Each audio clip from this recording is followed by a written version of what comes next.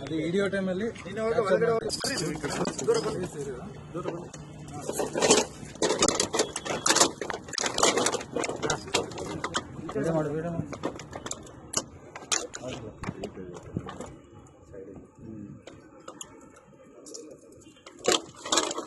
எங்க அந்த கிளாஸ்ல சென்டர்ல அடிக்கணுமா சைடுல அடிக்கணுமா?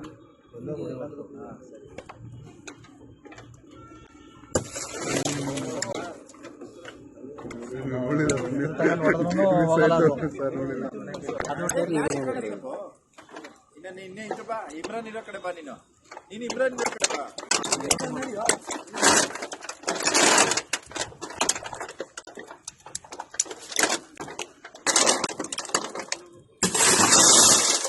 Wow.